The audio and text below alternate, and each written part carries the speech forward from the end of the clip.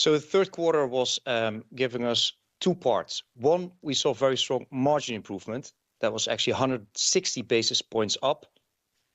And on the sales side, as you call out, we had a flat sales growth on the back of further deterioration in China.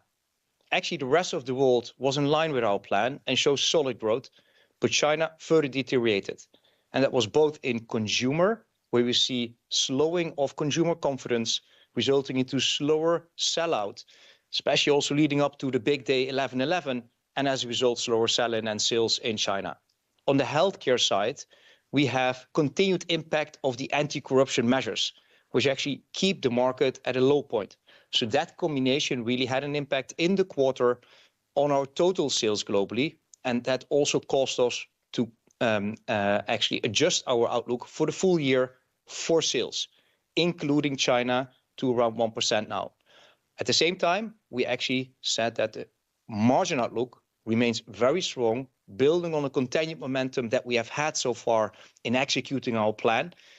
So despite that sales adjustment, our margin outlook remains strong, and also the cash outlook we confirmed within our guidance. So we keep very much focused on executing our plan, but we need to take a new reality of China into account, and that uncertainty that unfortunately we have been seeing before kind of remains, and now actually is also adjusted in our outlook. Roy, there's a lot of stimulus gone into China, but the facts on the ground from companies such as yourself and a whole host of others is that things are getting worse in China. That's my words. Is that the case, though? I mean, second quarter to third quarter, that appears to be the case. China is not stabilizing. China's getting worse, is it? So our assumption indeed was that it would stabilize in the second half. That also actually fed our outlook.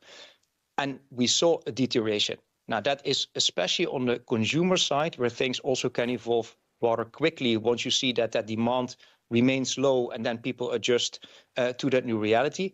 It also means that for the long run, actually, it can come back at a certain point in time in a quick manner.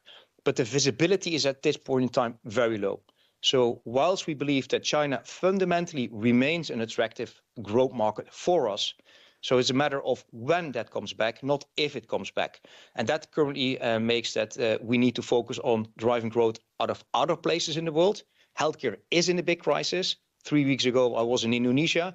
I was really rallying around how we can help the Indonesian healthcare sector, and they're investing in growth. Also going back to North America, I was there last week, Canada and in Chicago, talking to hospitals, big shortages still of staff. North American market is strong, also is strengthening, and we see momentum dialing up there further. So you see that the world has different speeds of growth. We need to adjust to a new speed of growth in China for the moment.